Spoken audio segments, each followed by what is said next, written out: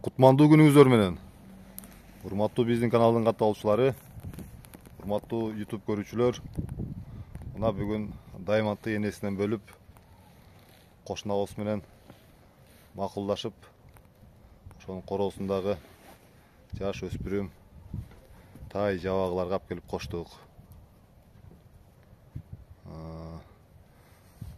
Энесин издеп, ары чуркап, бери чуркап,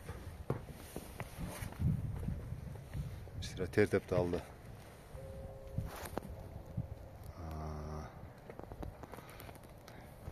Энесине эркелеп жүргөн жаныбар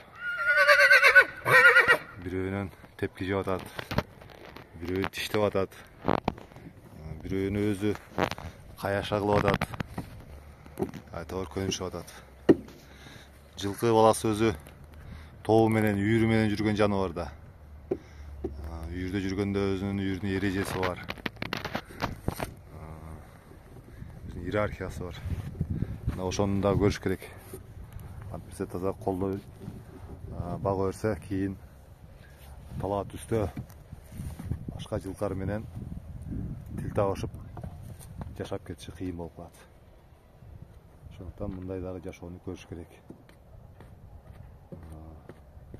Энесин үстүнөн эстеп көрүнгөнү барып үскүлөп эмейин деп аракет кылып атат.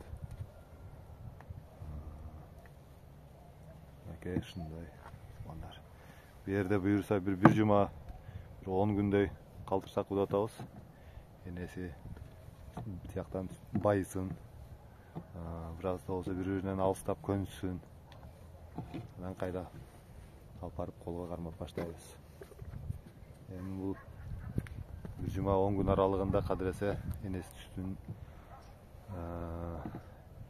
үстүнөн ажырагандыктан, үйдөгүдөй той жебегендиктен бир аз арыктайт. Бирок ошентип көнгөнү жакшы.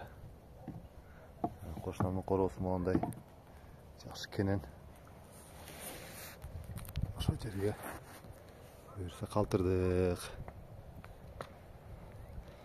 Негизи колдо кармалган, багылган жылкы менен талаадагы жылкылардын багуунун айырмасы болот. Андыктан аны сиздер туура түшүнүңүздөр керек. Айрымдар ойлошу мүмкүн, бул эмне эле эметип атат деп, улам айтып атат деп. Колдогу өзгөчө могул кандуу жылкылар ушундай болот. Эми биздин кыргыз жылкылар мындай церемониясы этпей эле шарт көндүрүп ошого көнүп калган. Ушундай туугандар. Кайрадан эфир аркылуу жолукканча сак саламатта болуңуздар.